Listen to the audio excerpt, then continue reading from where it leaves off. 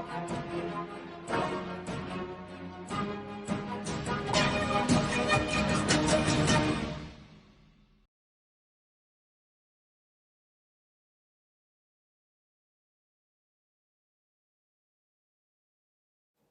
students, welcome to EPG Pathshala. I am Dr. Renu Tyagi from Sardar Patel Institute of Economic and Social Research. Today we'll study the module Concept of Balanced Diet under the paper Human Growth, Development and Nutrition. As we all know, nutrition is a very important part of our life. It's very much required for the survival of the human being. So nutrition means what? Nutrition means we have to have the food of different varieties in our daily requirement. So the concept of balanced diet should be like adding the food of different categories in our daily requirement. The food can be broadly categorized into 5 major groups, that is the cereal, grain and the products, then legumes and pulses. Then number 3 group is the milk and milk product. Number 4th group is the fats and sugar, and number 5th is the fruits and the vegetables. So our daily requirement should come from all these 5 categories of the foods to make it a healthier or a better diet, so that keeps us healthy for all our body purposes. So balanced diet can be defined as the adequate amount of all sorts of food in the specified proportions as specified by the different institute, like the one which is recommended by the ICMR, Indian Council of Medical Research. They have given some recommendations, like they have recommended dietary allowances, RDAs, for different categories of the food which we should take in our everyday requirements. And those foods should be designed in such a way that they should be as per our age, as per our gender, as per our physical activity level. So a balanced diet or a healthier diet should have the carbohydrates, proteins, fats, vitamin and minerals in the adequate amount. Like our daily food requirement should have at least 50 to 60% of total calories from our carbohydrate intake. And it should have 10 to 15% from the proteins, and 20 to 30% of the calories should come from the fat. So we have to have all these 3 major macronutrients in a proportionate amount in our daily requirement. Now, the objectives of our modules is to study the concept of balanced diet. What is the balanced diet and how we can define a balanced diet, and then to study the importance of the balanced diet in our day-to-day routine or our daily activities, and then how to make our diet a balanced diet. What are the constituents of a balanced diet? And then to study the food pyramids as per the different age groups and for the different group of people. We have studied the balanced diet concept so far. Now let's see what a balanced diet does to our body or to us. Basically, balanced diet gives us the required nutritional intake. It specifies the what kind of or what amount of different nutrients we are supposed to take in our diet. It prolongs the productive life. It makes us or keeps us mentally and physically fit. And if we take a balanced diet with an appropriate amount of macronutrients and water intake, then it makes our body immune enough to fight with the infections and the diseases. And besides that, it controls our body weight, so that we are not having the probability of becoming the overweight or the underweight. And in other way, we should keep ourselves the healthy and the fit with the correct balanced diet. This picture shows us the food pyramid which one should follow to have an adequate amount of different nutrients in our body. As we can see from this picture, we are supposed to have the good amount of water, then followed by the good amount of the carbohydrates in our body, and we should take the vegetable and fruit servings twice a day to keep our nutrient intake at an adequate level. Then we are supposed to take the milk product and that is yogurt and cheese, etc., as 2 servings, and followed by the least amount of the fats, oils and calcium supplements. And besides that, we are supposed to maintain a physical activity level at an appropriate state, so that we can have a balanced nutrient intake and a physical activity level. This way we can keep ourselves nutritionally fit and physically healthy. This picture shows the main food group which we should involve or incorporate in our daily intake of the nutrition. We all need to consume a variety of foods in order to remain healthy. So for that purpose, our food has been classified into various food groups. The basic food groups are the cereal group or the grain group, a fruit and vegetable group, a dairy group and a meat group are the basically 4 broad categories. And we are supposed to take food from all these different groups in a specified proportions as given by the ICMR. They have specified some recommended dietary allowances of the food from all these various categories to be incorporated in our nutritional intake. For example, like the dairy group, we are supposed to involve the milk, curd, skimmed milk, cheese, etc. as per the need and the requirement of our body and as per the RDA's recommended. Similarly, for the grain group, we are supposed to involve the wheat, rice, bajra, ragi, maize, barley, rice flakes, wheat flour on the daily basis. For the fruit and vegetable, we should take some fresh green leafy vegetables as well as the fruits in a moderate quantity in our daily nutritional intake. And for the meat group, we are supposed to take the fish, meat, egg and the chicken, etc. as per the requirement and the desire and the recommended dietary allowances of the ICMR. This again shows us the healthy balanced diet, and this shows the distribution of our nutrient intake as per the requirement of the balanced diet. So as per the balanced diet, we are supposed to take food from all the different 5 basic categories of the food and to be involve the food from each category. For example, we are supposed to take fruit and vegetable servings daily in our requirement. We are supposed to take the carbohydrates like the breads, rice and potatoes, and some food from the milk and the dairy product category should also be incorporated.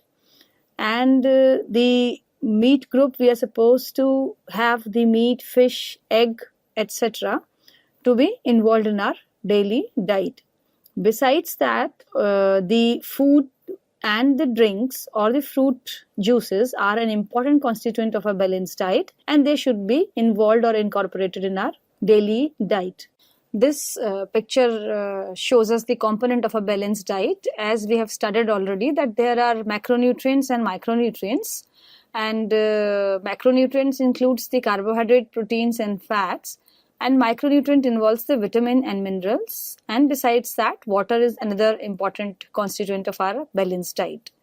From the 5 broad food categories, that is the fruit and vegetables, cereals and their products, the milk product and the legumes, we are supposed to incorporate, or we should make a balance of all these food categories, and we should involve the component from each and every food group in our diet. The pie chart shows the various different food groups in their recommended portion, which shows that the highest proportion should be the fruit and vegetables, followed by the bread, cereals and the potatoes, and then an approximately equal quantity of the meat, fish and the milk products, and then the least should be the fatty and the sugar products.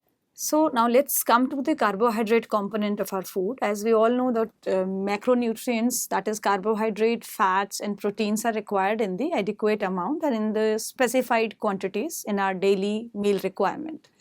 So one of the major energy source to our body is the carbohydrates.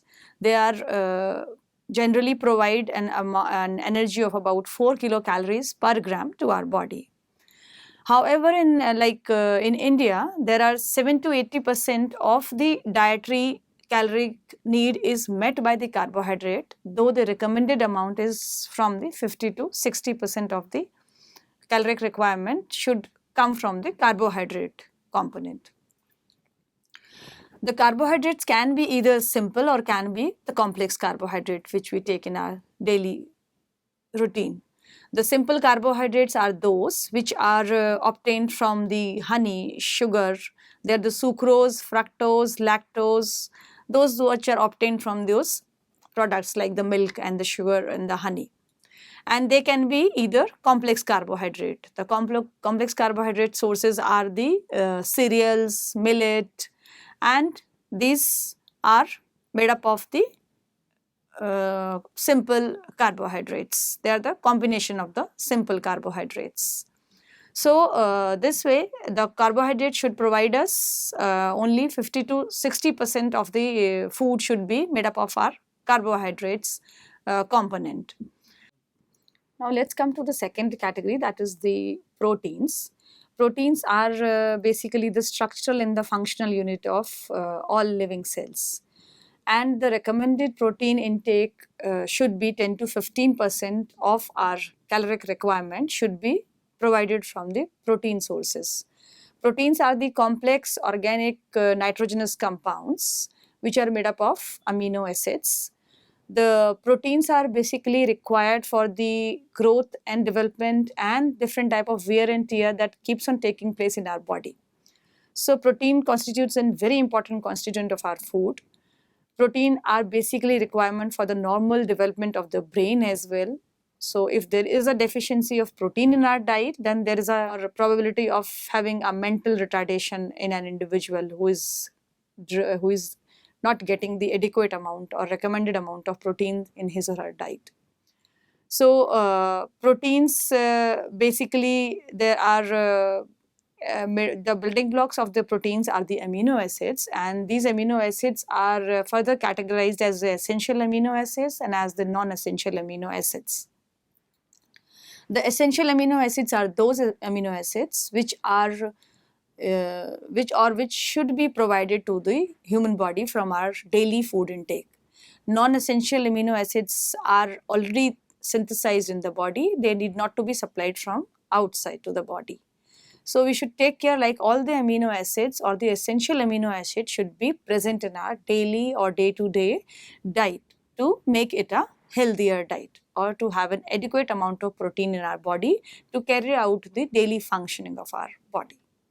This picture shows us the food containing the carbohydrates. As we have learnt by now that carbohydrate is the major provider of the calories to the human body, or we should involve at least 50 to 60% of our daily requirement from the carbohydrates category. The sources of carbohydrates as shown in this figure are the fruits, bread, biscuits, rice, potato, root vegetables and breakfast cereals like wheat flakes or the corn flakes. So we should involve these monosaccharides, disaccharides and polysaccharides carbohydrate in a combination of the recommended dietary allowances to make our diet a balanced diet. The third macronutrient which is essential for our balanced diet is the fat. The fat are the organic compounds which are made up of carbon, hydrogen and oxygen. The basic structural unit of the fat is the fatty acids. So they are made up of fatty acids and they can be classified as the simple, conjugated or derived fats. The oil and fats such as the butter, ghee and oil, they constitutes the dietary visible fats. Fats generally are required for the higher requirement of our energy level because the fat provides 9 kilocalorie per gram of energy to an individual if we take an adequate amount. The fat serves as a vehicle for the fat soluble vitamins, that is the vitamin A, D, E and K in our diet, and they are required to promote the absorption of these fat soluble vitamins. As we know that there are essential and non-essential amino acids which should be there in our nutrient intake. The essential amino acids are 8 and non-essential are the 14. So in all we need to have 22 amino acids as the constituent of our balanced diet. The essential amino acids are those which the body cannot synthesize. They need to be supplied in a sufficient quantity. They are supplied through the food we eat. So the proteins are an important constituent of our diet because they have an important functions of regulating the different body functions in our body. And proteins provides the same amount of energy as that of the carbohydrate, that it provides the 4 kilocalories per gram of the protein sources. And protein has an important function of maintaining the normal growth and development in the human body. Besides, it's very important to keep the mental activity at an optimum level. So any deficiency in the proteins may create the mental retardation or the growth retardation in the human being concerned. And the requirement of our protein varies with the age of an individual and with the physiological status or with the stress level. As we have studied, at the infancy stage there is a different requirement of protein, and during the childhood the proteins are required at a very higher level because of the active growth and development taking place during that particular phase. And at the adulthood stage, as the stage is a stable one, so protein requirement little bit declines as compared to the previous stages of the growth. And along with the physiological status, if we are not feeling well, if we are sick, then again the protein requirement varies. This picture shows the food containing the proteins. As we can see, meat, fish, lentils, nuts and eggs have been shown here as the important source of the proteins. Besides that, cereal, legumes, oilseed meals and soya are other rich potential sources of the proteins. Among all of those, the milk gives the highest protein level, that is 53.5 gram per 100 gram of the milk, followed by the soya bean, which gives a good quantity of the protein, followed by the legumes and oilseed meals. So as we are supposed to maintain 10 to 15% of daily intake of protein from the protein sources, so we should accordingly involve those specific protein sources in the daily requirement of our meal. The fats are basically should be taken in a specified amount only, because if we take a higher amount of fats, then that may create several health problems as well, especially those health risks like the obesity, cardiovascular diseases, and sometimes even if it's very obese cases, it might lead to the cancer as well. As you know that fat are the important nutrient for our balanced diet. So fat are actually essential in the diet to facilitate the high energy intake and absorption of the fat soluble vitamin, and they provide the essential fatty acids in our nutrition. The fats are broadly categorized into two types, the saturated fats and the unsaturated fats. Saturated fats are generally found in the foods like milk, cheese, butter and meat, whereas the unsaturated fats are generally found in the food like the fish oil, cooking oil and the sunflower seed oils. The other classification of fats is the simple fat, compound fat and the derived fat. The sources of fat, as we have learned, is already explained to you, and so these particular group of fat should be added in our daily requirement. This shows us the sources of the fat. There are the different foods which are the rich sources of fat, like the cooking oil, cake, cheese, butter and the ghee. As we all know that food category fat gives us the concentrated energy, and 1 gram of fat gives us the 9 calories of the energy. So we should be very careful while consuming the fat amount. A normal person generally requires 50 to 60 gram of a fat on the daily basis. A daily intake of about 2400 kilocalories is adequate for an Indian adults. And we are supposed to take a care, because if we are going to take an excess of fat in our daily requirement, then that could create the different risk factor or the health consequences like the obesity or the high cholesterol level in our body, or the consequently it might lead to the heart diseases or the high blood pressure. On the other side, the deficiency of fat is also not feasible or not good for the body, because deficiency of the essential fatty acids could cause the different deficiency problems or the health problems in our body. It may result in the rough skin, and the vitamin A, D, E and K, which are fat soluble, which needs an amount of fat to be dissolved or to be accepted by our body. Their deficiency can also be there if we are going to take the lesser fats as per the recommended fats. So an optimum level of fat intake should be maintained. Now let's come to the micronutrients, which are basically vitamin and minerals required in our daily needs of our human body. The vitamins are the organic chemical compounds which are required in the small quantities in our body. The vitamins must be provided from the outside sources to the body because they cannot be synthesized in the body. The vitamins on the basis of their solubility have been categorized into two broad groups, that is the fat soluble vitamins and the water soluble vitamins.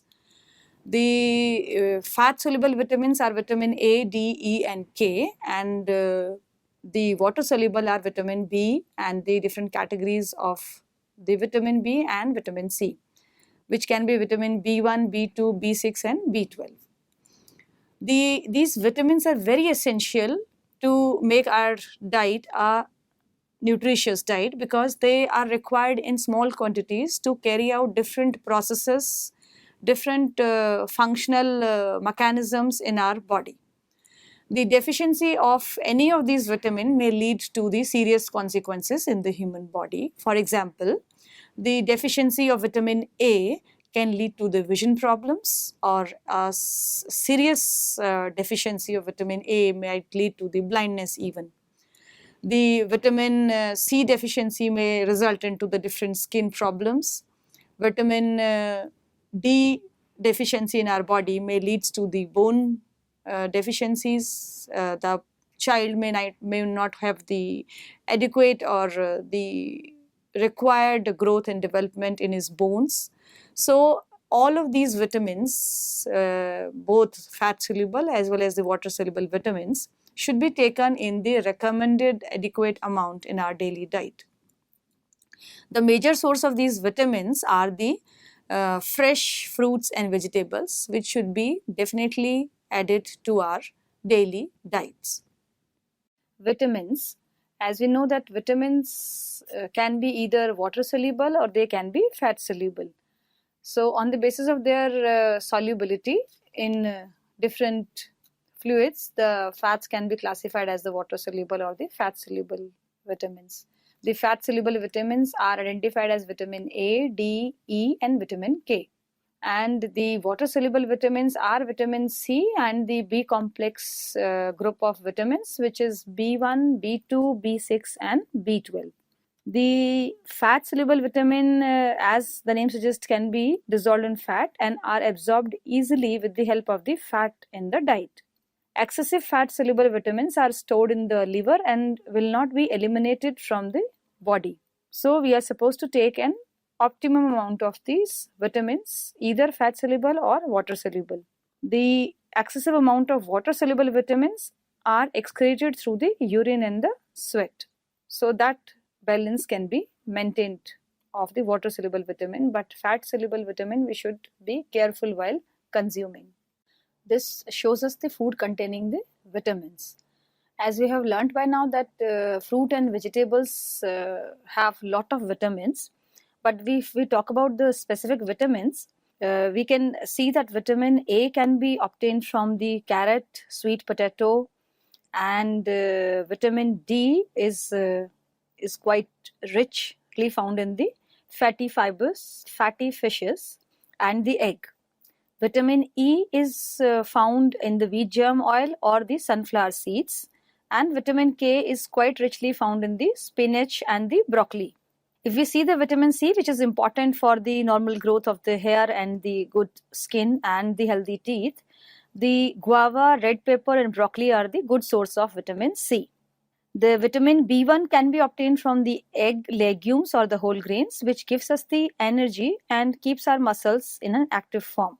Vitamin B2 group, that is riboflavin, can be obtained from the dairy products and the egg and green vegetables, and they are very essential for the normal body growth and to maintain the energy level. Vitamin B3, that is niacin, can be obtained from the dairy and the egg and fish. Then come to the vitamin C. Vitamin C is obtained from the guava and the citrus fruits, as we have already learnt. Vitamin B6 is obtained from the banana and the legumes. And vitamin B12, which is responsible for the normal metabolism of our body, can be received from the egg, soya milk and the poultry products. So we should involve a variety of foods from all these sources to have an adequate amount or desired amount of the vitamins in our body. Another micronutrient which is essential component of our balanced diet is the minerals. Minerals are the inorganic compounds which are required for our body fluid, and they are quite essential component of our daily diet. The minerals are basically required in small quantities in our body, and they need to be supplied from outside the body. Majority of them should be supplied from the sources of the food which we take in our daily diet. The minerals can be generally constitute 4% of our body weight, and they should be accordingly given or provided in our daily requirement of food. For example, like calcium, which should be at least 2% of our body, is made up of the calcium, because it helps in the formation of the bones and for other different parts of the body. Similarly, magnesium constitute 1% of our mineral requirement in our body, and the rest other 1% of the minerals are different type of minerals like the copper, zinc, manganese, etc. These minerals are required for the normal functioning of the body parts, and they are required for to maintain the acid-base balance in our body. These are also required to maintain the osmotic balance in our body and to maintain the fluid balance of our body. These minerals are quite essential for the bone formation, for the soft tissues formations, and for different vital organs. And similarly, they are required for maintaining the different activities or different functions of our vital organs in our body. The minerals, as we know, are required for the maintenance and the integrity of the human skin, hair, nails, blood and the soft tissues. They are also responsible for making a normal nerve cell transmission to maintain the acid-base fluid balance in the body, and they are very much required for the normal enzyme and hormonal activity of the body, and as well as the blood clotting process to be normally maintained also needs a supplement of some specific minerals. And we know that there are various sources of the minerals which are seen here. They can be dairy products, poultry, or the soya beans, squalls or cereal grains, etc. This shows us the food containing the minerals. As we know, there are many sources of the minerals, especially the green leafy vegetables are rich in the magnesium and iron. The milk is quite rich in the calcium, which is the highest requirement of our body. Calcium we need in a very good quantity in our body to maintain the normal bones and the teeth health of the body. Then most of the vegetables are the rich source of the sodium and magnesium, and the eggs, nuts and legumes are quite rich in the phosphorus. So one should involve all these categories of food in the daily nutrients supply of their balanced diet. Now let's come to the water. Water is an important constituent of our balanced diet. Without water, we just can't imagine our life. Water is required in a proportionate amount. As we all know that human body is made up of 60 to 70% of the water. So water is needed or should be maintained at that particular level in our body. So water is, there are like very important functions of the water in our body. Water act as a medium for the different functions which are carrying out in our body. It's an important constituent of our blood. Water can be found in the different ways, like it can be extracellular water, it can be intracellular water. The water which is present inside the body cells is called intracellular water, and which constitute about 50%, and the water which is present outside the cells is called as the extracellular water, which constitute about 20% of the body water. These water is also present in the blood and the lymphatic vessels also. So water is an important constituent of our body parts. Besides, it's needed for the different mechanisms to take place in our body. Water is very much required to maintain the normal body temperature of an individual, because it's required for the thermal regulations in our body. Water acts as a lubricant for different body parts. For example, the synovial fluid which is present at the bone joints is required for the movement of bone and cartilage smoothly. Water, that's how like water makes an important component of a balanced diet. But it should be taken in a required amount. For example, an 1500 ml of water per day is a requirement of an adult body. An adult body constitute about 60% of the body weight, and among the children it constitute about 80% of their body weight. The water, as we know, is a very important part of our balanced diet, and we know that daily requirement of the water is about 1500 ml of water. And water plays an important part in regulating our body temperature while exercising.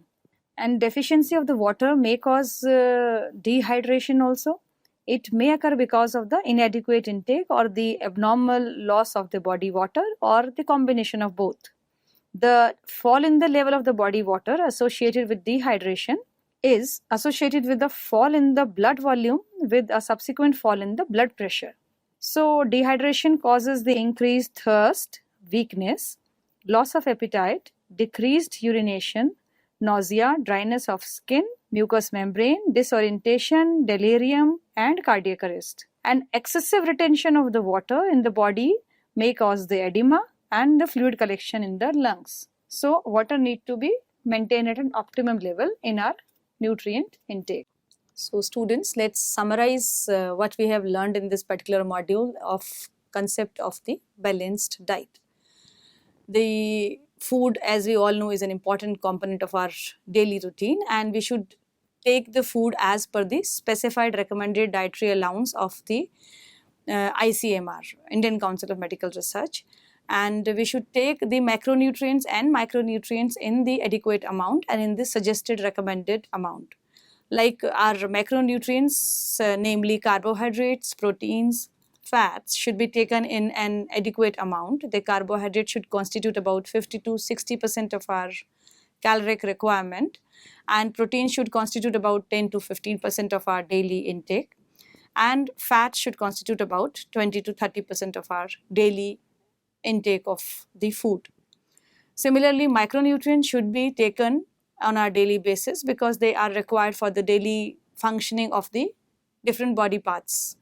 The vitamins, fat soluble as well as water soluble, should be taken care of, and the minerals which are required in major quantities, that is the calcium and phosphorus, should be taken adequately, and rest should be taken moderately. As we all know, like all these nutrients are required in a proportionate amount. We should take care of consuming these nutrients in the specified amount. Otherwise, the excess intake or the lower intake of these nutrients might lead to several health complications, and those health consequences could lead to some disability or some sort of diseases in the extreme cases. Besides these macronutrients and micronutrients, water is an essential component, and it should be taken as per the specified amount in our daily requirement. As we have learnt, like about 1.5 to 2 liters water should be consumed by an average adult.